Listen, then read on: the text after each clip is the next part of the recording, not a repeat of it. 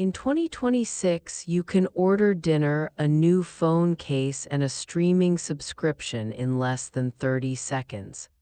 And somehow, at the end of the month, your money disappears faster than your motivation on a Monday morning. Here's the strange part. Most people don't overspend because they're careless. They overspend because modern money is almost invisible.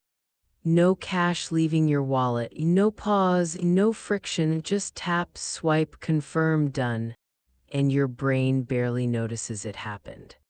Today, I want to show you a ridiculously simple system, one that doesn't require an app, a subscription, or a financial degree, that can completely change how you think about money. You can start it tonight with a notebook and 10 quiet minutes. Think about the last time you checked your bank account late at night. Not because something went wrong, just because something felt off. The number wasn't terrible, but it also wasn't what you expected. You replay the month in your head.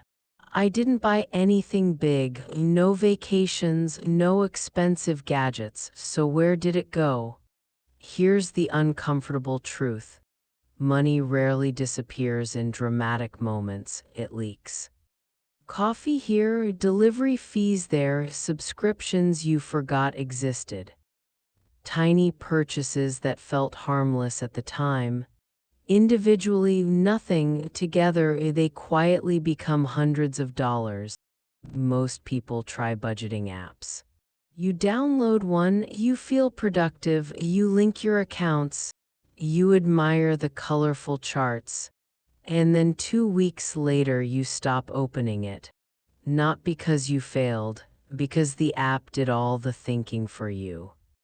It categorized your spending, generated reports, sent reminders, but it never forced you to actually engage with your decisions. Reading a report about your habits isn't the same as understanding them, and behavior only changes when attention shows up. Here's the counterintuitive idea. Slow things down. Instead of automation, add intention. Every evening, write down what you spent. That's it. No spreadsheets, no complicated formulas.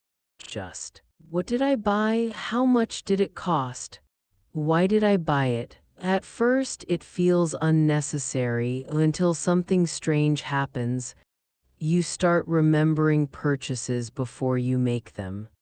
You stand in a store thinking, I don't want to write this one down later. That tiny hesitation, that's awareness, and awareness is where savings begin.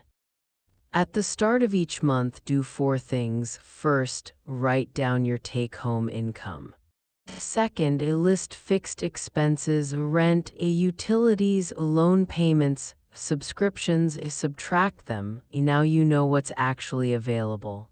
Third, choose your savings goal first. Not whatever is left over. Decide the number, treat it like rent you owe your future self. Remove it immediately.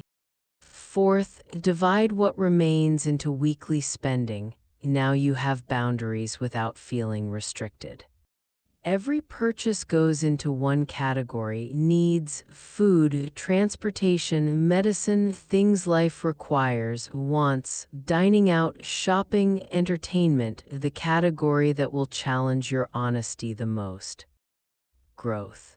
Books, courses, skills, because improving your life shouldn't compete with impulse purchases. And finally, unexpected, because life loves surprises. Car repairs. Don't check your calendar first.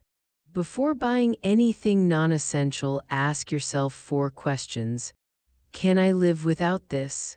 Can I afford it comfortably? Will I still want it tomorrow? And the hardest one, what mood am I in right now?